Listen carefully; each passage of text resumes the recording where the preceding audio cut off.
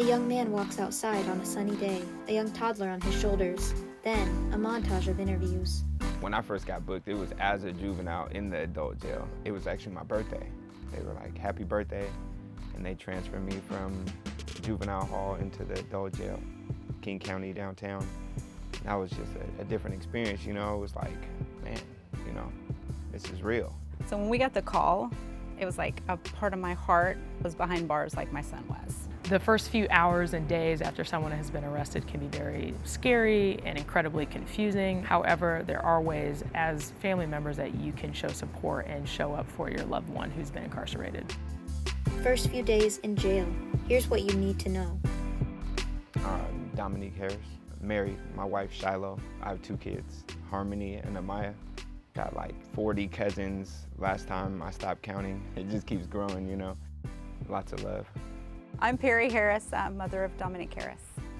I'm Charles Harris, Dominique's father. This is the first time we really experienced, I think, depth of personally having someone incarcerated. You don't know what's going to happen. How are we going to support him? Yeah. You have a million thoughts swirling in your head. How are we going to do this? Do we need a lawyer? What is court going to look like? We had no idea. Lauren Connor, attorney, King County Department of Public Defense. There's crucial pieces of information you can find from the jail inmate website, what they are being held and under investigation for, and then also whether or not they are in King County Jail in Seattle or whether or not they're in the jail in Kent. The booking process. Dominic. Upon being booked in, it was like fingerprinted, pictures taken, any tattoos, pictures taken. Just that process could take 3 hours just for that. And then sitting in a cell with who know who, you know. What they will also do is screen to make sure that the person's not feeling suicidal or going to be a harm to themselves. It is very important that your loved one has access to their medications. You can have your doctor directly send prescriptions to the jail. They'll be interviewed by a PR screener. PR stands for personal recognizance, who is interviewing what is contact information for that person in order for them to put it in a 3-page packet that goes to the court for their first appearance. Be available when a PR screener calls. The PR screener will likely contact you. That's a good way for you to advocate for their release, is when talking with that PR screener. Put money on your loved one's books.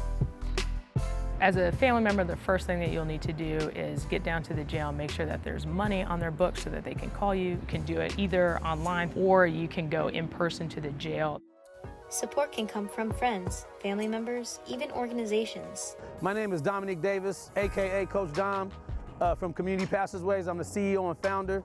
And one of the main things that we do is help people that are arrested and are incarcerated. Anybody could do this process.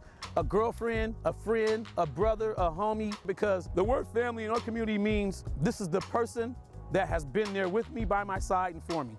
Doesn't have to be no blood. Dominic. When I finally would get in contact with someone like, hey, put some money on my phone so I can call, it was necessary. I'm really social, so I want to talk to people, and especially my family. The little time I do get to have that, you know, 2-minute, 5-minute phone call, you know, is everything. Just to hear something else, you know, it kind of brings you back to that reality instead of the one that you're in temporarily. It is going to be tempting to want to talk to them at length about what happened in their case over the phone. Don't share details about the case over the phone. All of those phone calls are all recorded, so any information that gets shared over the phone can be used against your loved one. How to get a lawyer. As a parent, you have no idea what's going on.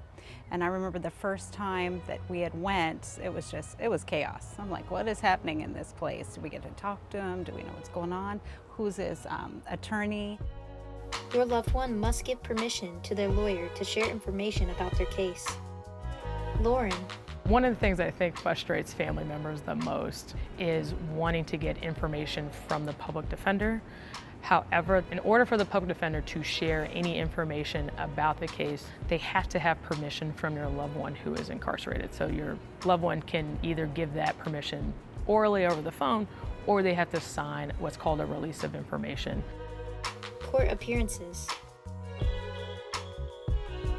So first appearance is the first court hearing that happens usually within 24 hours of when someone has been booked into jail. So there's two things that the court is determining at first appearance. One, is there probable cause that a crime has been committed?